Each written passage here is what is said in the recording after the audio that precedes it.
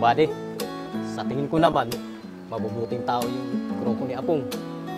Yung grupo ni Iber, baka yun yung nanggugulo rito sa lugar natin. Sige buddy, bukas na bukas, bago tayo pumasok, bago tayo jumuti, kausapin muna natin mga grupo ni Iber. Sige buddy. Para malaman natin kung anong katotohanan. Sige, tara. Buddy, sana naman magtino na si Apong. Oo nga buddy. Kaya nga eh. Oy, Ate Lani, gandang araw po. Sir, nangungutong na naman yung grupo ni Iber. Ganun po ba ate? Sige po ate, kami na po ang bahala sa kanila. Sige po, susunod po kung na kayo magbibigay sa kanila. Tara na buddy. Buddy, hindi muna tayong kobra kay Aling Yeye. Tara buddy. Buka ka, dalawa, tigisa tayo. Pabili ang kubra ate, dalawa.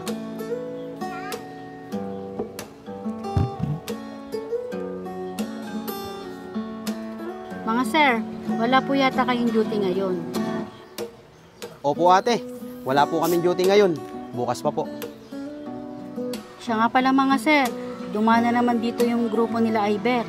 Nangungutong na naman. Halos araw-araw ganun ang ginagawa nila dito.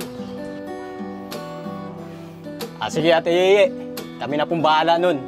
Kapag sa sunod, nangingi sa inyo ng pera, huwag nyo nang bigyan. Sabihin nyo, kaming nagsabi sa'yo. Masyadong pasawa yung grupo ni Iber na yun ah. Sige, tara na buddy. Tara.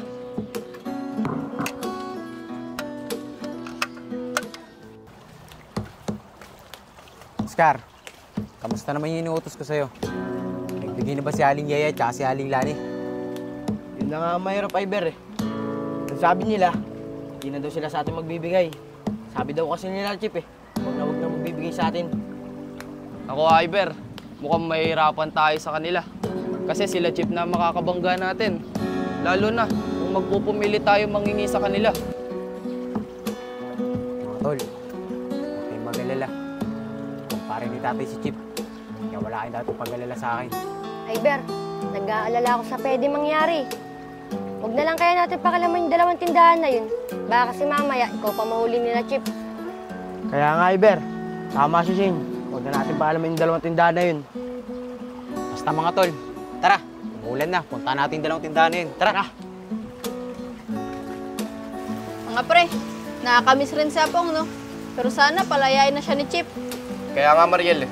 Pero Mariel, huwag ka mag-alala. Makakalaya rin yun. At alam ko, hindi magtatagal yun dun. Huwag kayong mag-alala, pre.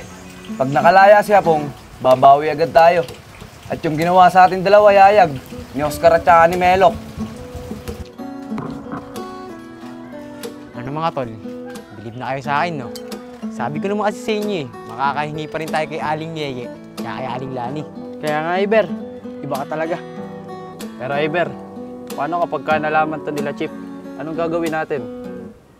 Mga tol, di ba sabi ko naman kasi sa inyo, ako na ang bahala. At kumpare nga ni tatay si Chip. Teka nga lang, Shane, kanina pa kita napapansin na. Bakit ang tahimik mo? Iber, para kasi hindi na tama yung ginagawa natin eh. Nakuha na nga natin teritoryo ni na Apong, pati ba naman tindahan, hihingan pa natin. Aba, Shane, nakakapanibago ka. Di ka naman ganyan dati ah. Tsaka, bakit ka ganyan magsalita sa akin? Iber, hindi naman sa ganun. Nakokonsensya na kasi ako sa mga ginagawa natin eh. Yung ibang tao kasi, lumalaban ng patas. Samantalang tayo, kumukuha na lang basta-basta sa kanila. Hoy Iber, pwede ka ba makakausap saglit? Sir, magandang araw po.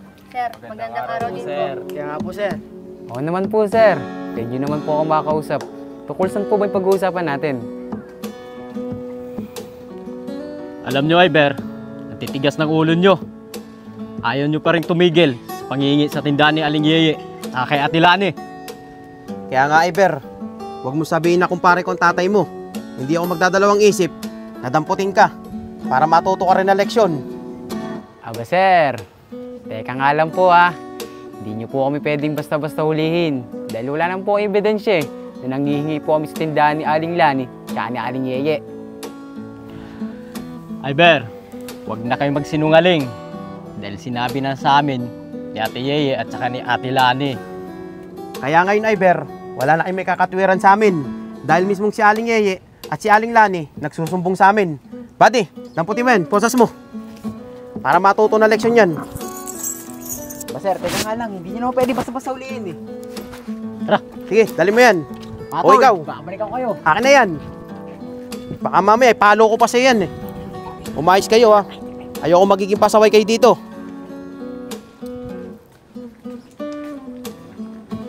Mga tol, sabi ko naman sa inyo eh, huwag na natin pakalaman yung dalawang tindahan, ni Aling Lani, tsaka ni Aling Yeye.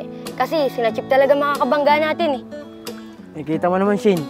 Si Iber na susunod sa atin. Kaya nga mga tol eh.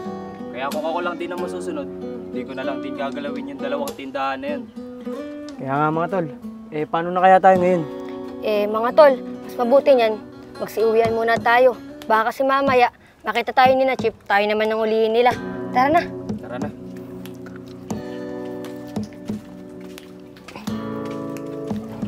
Sige buddy, bitbitin mo yan. Sir, paano natin pwede pag-usapan to? Magkumpare mo kayo ni tatay eh. O Iber, magkumpare nga kami ng tatay mo at inaanak ko yung kapatid mo. Pero hindi kita kukonsintin sa mga galang style mo. Tsaka matagal na kita pinagsabihan eh. Pero di ka nakikinig. Sige buddy, bitbitin mo sa presinto yan. Doon ka magpaliwanag. Mga pre, kahapon, bumili ako sa tindahan nila Aling Yeye. Sabi sa akin, nanghihingi na naman daw yung grupo nila Iber. Mariel, gustuin man natin tumulong sa kanila. Wala tayong magagawa dahil nakakulong pa yung leader natin, na si Apong. Pre, si Iber oh. Ba't kaya siya yun na Chip? Pakulan niyo naman ako, di na tama yung pinagagawa niyo sa akin. Nasasaktan ako. Napakawalan. Pasinto ka magpaliwanag. Sige buddy, kapitan mo mabuti yan. Baka mamaya makatakbo pa yan eh. Oh, Apong, ginawan ko na paraan niya paglaya mo ha. At sana naman, magbago ka na. Opo sir, ipinapangako ko po sa inyo, hindi na po ako gagawa ng di maganda. Sige, sige, tara buddy.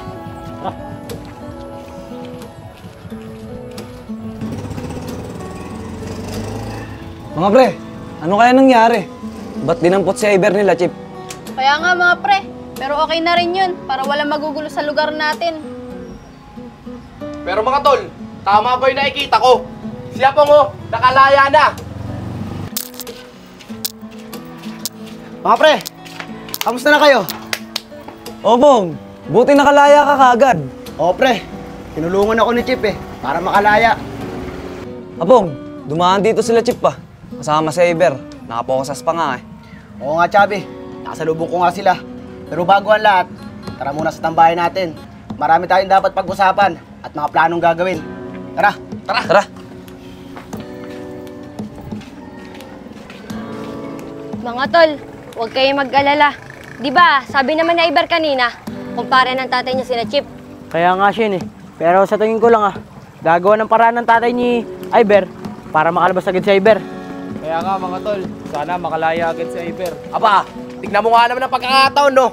Ngayon kayo yumabang! Oh, teka lang Apong, nakalaya ka na? Oo Shane, nakikita mo naman di ba na nakalaya na si Apong at di nyo rin masasabi na sa inyo tong teritoryong to.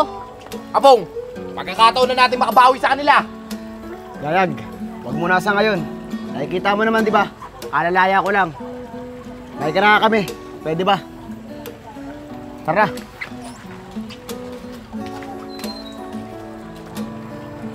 Mga tol, wala ba kayo napapansin kay Apong? Nakakapanibago siya, no? Kaya nga tol samantalang dati, siya pa yung nauuna. Kaya nga mga tol di nyo ba narinig? Kakagaling niya lang sa laya. Kaya natatakot na naman siya bumalik sa kulungan.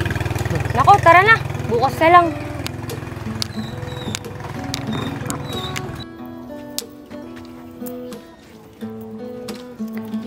Mga pre, kamusta naman nung nakulong ako?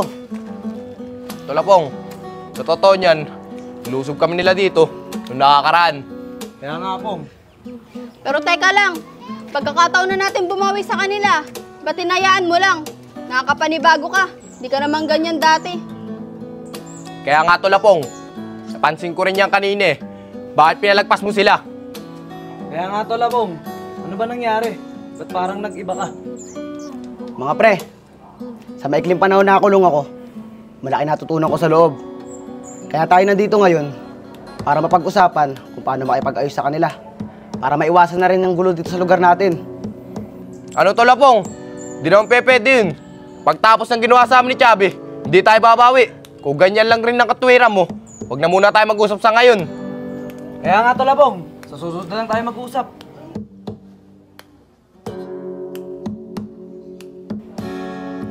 Mariel, may mali ba ako nasabi?